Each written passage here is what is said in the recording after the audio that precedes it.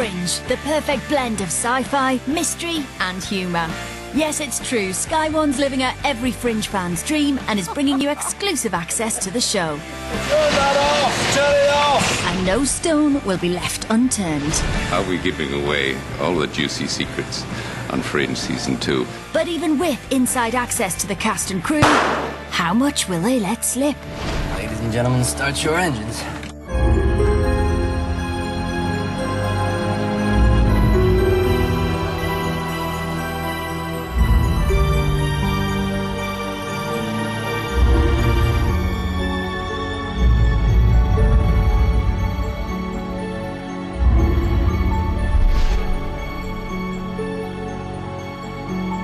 Step back! Work to be done. Fringe tells the story of Olivia Dunham, an FBI agent who's been recruited to the super-secretive Fringe division. To help stop a series of scientific crimes known as the Pattern, Olivia enlists the help of Walter Bishop, a scientific genius who's been institutionalized for 17 years. Olivia also enlists the help of Walter's estranged son, Peter. They're helped out by FBI agent Astrid Farnsworth, who works with Walter in the lab, and Philip Broyles, who runs the Fringe division. Nina Sharp, who runs the powerful company Massive Dynamic, occasionally lends a hand.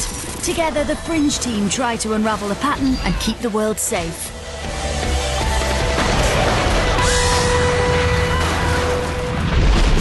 There's only one way to find out everything there is to know about Fringe. Head to Vancouver, Canada, and get on set to talk to the cast and crew.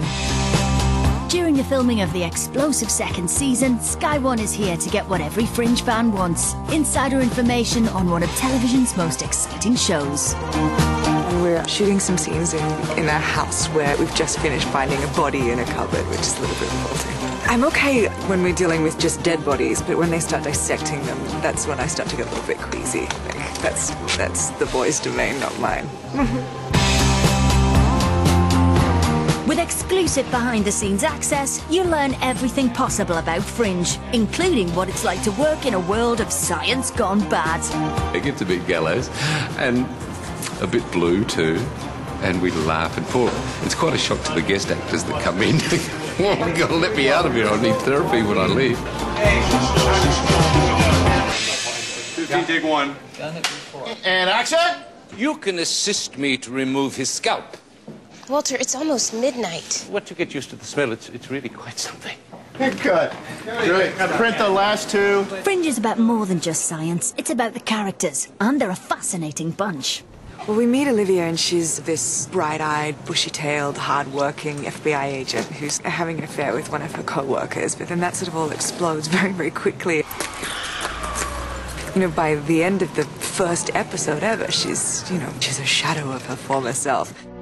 You know, she's quite cold and detached at work anyway. We don't know each other well enough for you to say something like that to me. Sir? She's an alien to herself in some ways, and she's trying to figure out what it is that makes her so important in this world. Olivia's a funny one. I'm never quite sure if she's watching or if she's being watched. Walter Bishop is a rare animal. He's a genius. He's got an IQ of 190, so therefore he's awfully eccentric to start with. Coroner's on his way with a body. You know, this is the part of the day that I look forward to most. And I know there's something bizarre out there. I just don't know what it is. People will say he's a little nutty, but he has very poor manners. Safe sex is important. You do always have your sexual partners wear a condom. Oh, Walter. You know, he does have a dark side. There's no question about that. We always imagined him as kind of a Frankenstein meets Einstein. Walter Bishop was subjected to a lot of drugs by his own hand and then subsequently in a mental institution, and also to electric shock therapy. So when we first meet him in the pilot, he's a real mess. I knew someone would come. So Walter's the most brilliant man alive who lost his mind. It's kind of embarrassing, but I understood him as soon as I read it. I said, oh, yeah, I got him. I know this fella. What does that say about me? I'm not sure. Sometimes I'm not quite sure where John stops and Walter starts. I don't know. Everyone's got secrets that they think are really, really, really bad, and they would never tell anyone. It might be something really innocuous, and they're probably not horrendous. His are. I mean, his are like war crimes, really, but I don't know, I just like him, and I like the fact that he struggles. I'd hang out with him. Peter, look at me. Daddy? Peter is the son of a brilliant man, and when that happens, sometimes I think you live a little bit in their shadow. He is equally smart, but as a result of his father's eccentricities and his unusual upbringing, Peter, kind of a little bit of a con man. My resume is hardly traditional, but around these parts, traditional increasingly means irrelevant. Now, the FBI needs him because he's the only one who can communicate with this mad, brilliant man, his father, who he wants nothing to do with. Peter is someone who has a shady background, and he's been sort of hard to pin down.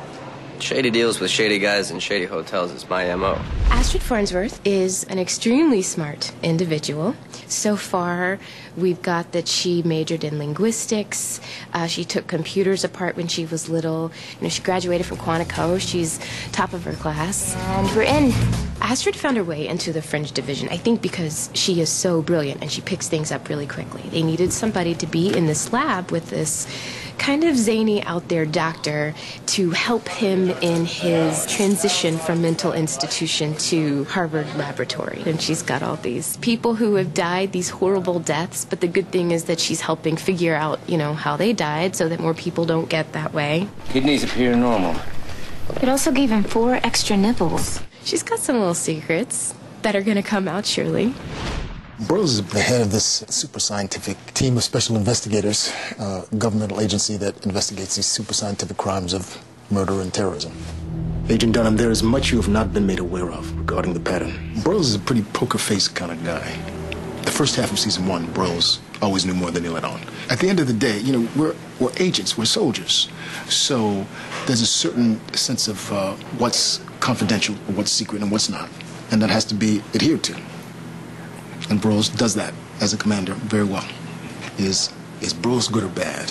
Well, on a show like this, you never know. She seems to have a long connection to Olivia, to Broyles, to Peter, and this is not explained yet. And Nina Sharp is the face of Massive Dynamics. She's the face, kind of the chief operating officer. I owe Massive Dynamic my life, and that is not an exaggeration. Massive Dynamic, as you may or may not know, is kind of one of these huge corporations. I've asked, what other bionic bits do I have? And I just get a very coy sort of, we'll see what happens. So that's the other thing. I'm not even sure I'm human. I don't know. I'm not sure the writers know. I suspect they do. Whether she is a force for good or a force for evil.